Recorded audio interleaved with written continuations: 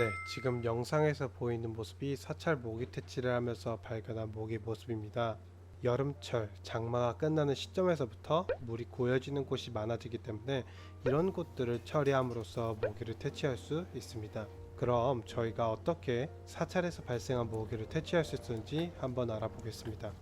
우선 모기는 물이 오래도록 고여있는 상태로 방치되었을 때 그곳에서 알을 낳아 번식을 합니다.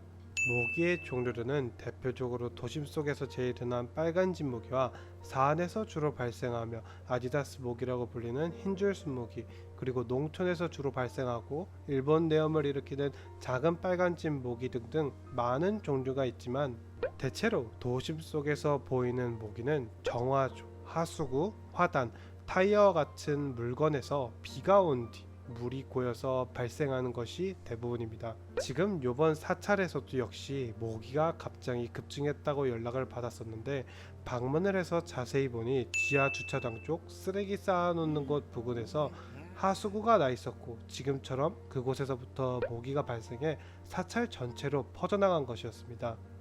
또한 이번 사찰의 경우 야외로 하수구가 많이 있었는데, 이 부분도 배수가 제대로 되지 않아 영상에서 보이는 것처럼 물이 고여 있는 경우가 굉장히 많았었습니다.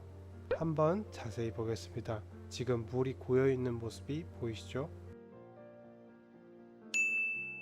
네, 지금처럼 장구벌레가 호흡하기 위해 수면 위로 바로 나타나는 모습이 보입니다. 촬영을 하기 위해 확대를 해서 이렇게 별로 없어 보이지만 안에는 정말 엄청 많은 장구벌레가 있었습니다.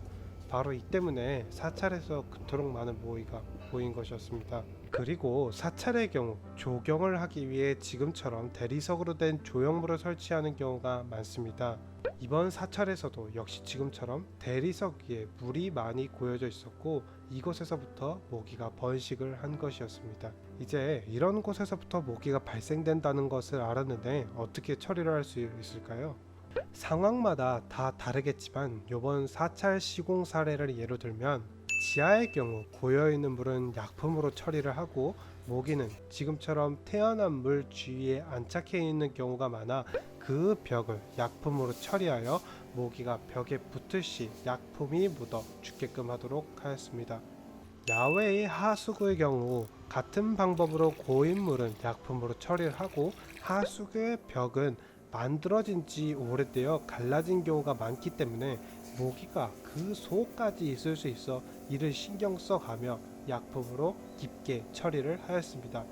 조형물의 경우 동일한 방법으로 처리를 했으며, 처리를 하고 나면 지금 이런 식으로 약품이 물속에 희석되어 안에 있는 장구벌레를 전부 다 죽여 더 이상 모기가 되지 못하도록 하였습니다. 이런 방식으로 모기를 퇴치한 이유는, 번데기에서 성충으로 모기가 우화를 하게 되면 사방팔방으로 퍼지기 때문에 퇴치를 하기가 굉장히 까다로워집니다. 또한 모기가 한 공간 안에 집중적으로 모여있는 시점이 이 시기밖에 없고, 하수구 안에 최소한 몇십에서 몇백 마리의 모기가 발생되기 때문에 이런 것만 처리를 해도 그 주위에서 발생되는 모기의 수를 떨어뜨려 효과적으로 퇴치할 수 있기 때문입니다. 혹시 모기 관련 문제를 겪고 계시다면 저희 홈페이지에 2000년부터 겪었던 다양한 시공 사례가 있으니 참고하시면 될 것 같습니다. 감사합니다.